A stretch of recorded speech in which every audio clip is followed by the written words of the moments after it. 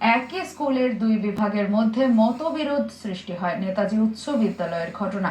পরে কাউন্সিলর ও দুই পক্ষের শিক্ষকদের মধ্যে আলোচনার মধ্যে দিয়ে বিষয়টি স্বাভাবিক হয়। নেতাজি উচ্চ বিদ্যালয়ে দুই বিভাগের পঠন পাঠন চলে। সকালে নেতাজি বয়েজ প্রাইমারি অভিভাবক থেকে শিক্ষক শিক্ষিকা শুক্রবার সকালে বিদ্যালয়ে এসে দেখেন অফিস ঘরের দরজার সামনে স্তূপ করে রাখা হয়েছে আবর্জনা।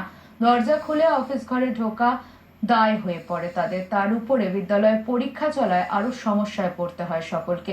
এই অবস্থায় পরিপ্রেক্ষিতে প্রাইমারি স্কুলের প্রধান শিক্ষক কাঞ্চন দাস জানান, কাগজগুলো আমরা দেখেছি আর কি, তার মধ্যে যে সকল লেখালেখিগুলো আছে সবটাই দেখে মনে হচ্ছে এটা উঁচু ক্লাসের, এবং যে কাগজগুলোর মধ্যে লেখা সেই কাগজগুলো হাই স্কুলের ছাত্রদেরকে গভর্নমেন্ট থেকে দেওয়া হয়, সেই খাতাগুলো যেগুলো আমাদের প্রাথমিকের বাচ্চারা ব্যবহার করে না। আমাদের তো এখানে হাই স্কুল কর্তৃপক্ষ থেকে সিসিটিভি ক্যামেরা লাগানো আছে, ওই ক্যামেরা যদি তদন্ত করা যায় আমার মনে হয় আসল সত্যটা বেরিয়ে আসবে।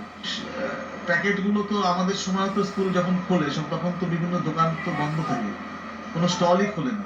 তো এগুলো তো আমাদের নয়, কোথা থেকে আসলো কি হয় কোনোটাই বলতে পারছি না। তবে প্রধান শিক্ষককে ফোন করেছিলাম, উনি আমাকে বলেছেন যে বিষয়টা দেখছি। তবে আমাদের তো অসুবিধার সম্মুখীন আমরা হয়েছি, কারণ আজকে টিচাররা মহিলারা যারা আছে সব দাঁড়িয়ে ছিল, অফিস রুম খুলতে পারছি না, অফিস রুমের ভেতরে প্রশ্নপত্র রাখা।